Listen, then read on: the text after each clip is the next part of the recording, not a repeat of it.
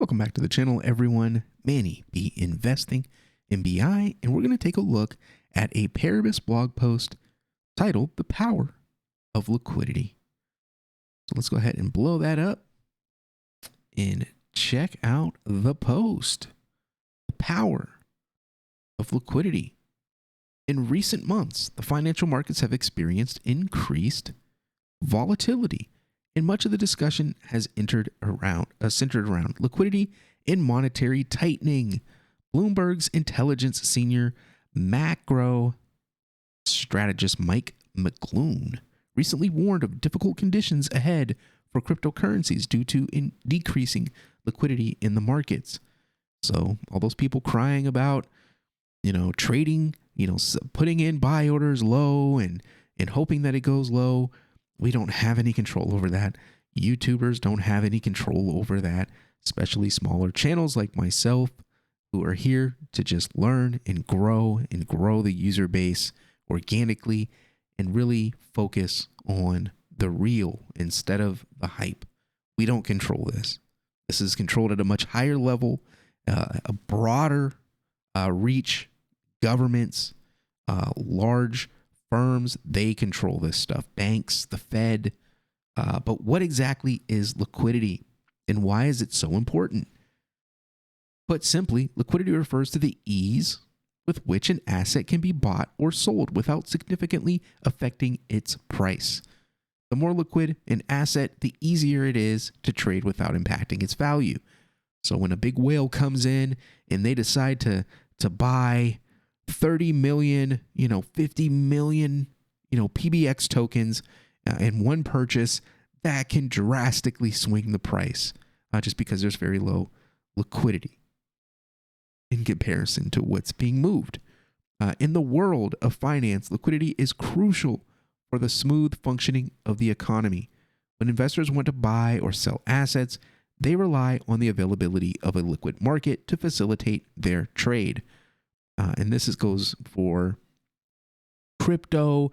This goes for cars, homes. Taking advantage of those things is what the name of the game is. Recently did the same thing on houses. Take advantage of fear in the housing market. You can get a home that is worth, say, $1 million. You can get a home worth $1 million for $700,000 or $600,000 because there's fear, there's a lack of liquidity, interest rates are really high, borrowing is difficult to come by because of liquidity or the lack thereof. For example, in a liquid market, it's easier to find someone willing to sell you tokens at a price you're willing to pay, and a transaction can be completed quickly and efficiently. However, when a market becomes illiquid, it can create significant problems. Illiquidity occurs when there are few buyers and sellers in the market, making it difficult to trade assets without significantly affecting their price. This can happen for a variety of reasons, such as a sudden loss of confidence in the market, like we just discussed with the housing market, or a lack of available cash to invest. Which, again, same thing, housing market, the ability to get loans. The loan market could dry up. Now, people might want to buy a home, but they can't get the money to pay for the home because the banks aren't willing to lend. Same thing can happen in the crypto world. When a market is illiquid, investors may struggle to find buyers or sellers for their assets, which can lead to a sharp drop in prices. And that's what happened to myself. There was a sharp drop in home prices, even though these homes were very beautiful and very sought after, just because people weren't able to quickly and efficiently get financing to buy those homes. So if you can make that happen, then the market's yours. The impact of illiquidity can be felt across the financial systems. For example, if a bank is unable to sell its asset to raise cash, it may be forced to restrict withdrawals, leading to a bank run and a contagion in the wider economy. Similarly, illiquidity in a crypto market can lead to a sharp drop in prices, eroding the wealth of holders and reducing their ability to spend and invest. So, when we talked about that, in the chat, when we talked about that guy that had the 25 million PBX, and he posted a link of him in Uniswap, him trading it out for stablecoin USDT, it would only give him a fraction of what it was actually worth because there's no liquidity. Central banks and regulators play a critical role in ensuring the liquidity of financial markets. In the US, for example, the Federal Reserve has a range of tools it can use to inject liquidity into the economy with the money printer, as buying bonds or providing loans to banks. This can help support the functioning of financial markets and prevent a liquidity crisis from turning into a wider economic downturn. So that feature is called the money printer. Money printer go burr. However, the Federal Reserve has been tightening monetary policy over the past 11 months. So they're picking and choosing who they bail out. When in a perfect world, you would stop risky investments in these times. Nope, don't do that. Just bail out the guys that are making bad decisions. In an effort to rein in inflation, this has the effect of removing liquidity from markets. Recently, though, central banks have been publicly tightening monetary policy by raising interest rates while engaging in quantitative easing behind the scenes. For example, during the winter energy crisis in Europe, central banks were printing money to subsidize energy costs to prevent inflation from rising even more dramatically, while at the same time raising interest rates to remove liquidity. Oh, very, very interesting. A further example of the power of liquidity is the ongoing bank crisis. Just this week, we spoke with the senior analyst at Deutsche Bank, who revealed that they expect more problems to emerge from Credit Suisse. I hope I'm saying that right.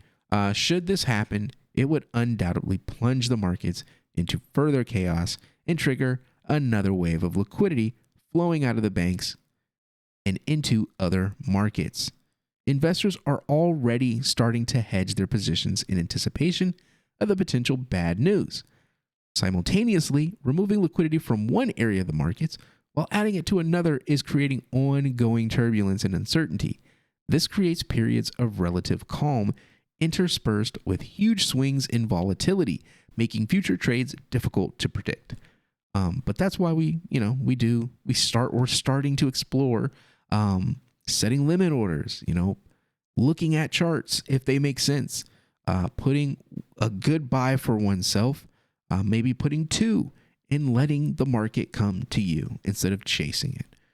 Overall liquidity is a critical component in financial markets. Increasingly complex and interconnected financial system, its importance is only likely to grow, making it essential for investors, policymakers, and regulators alike to understand and monitor its impact.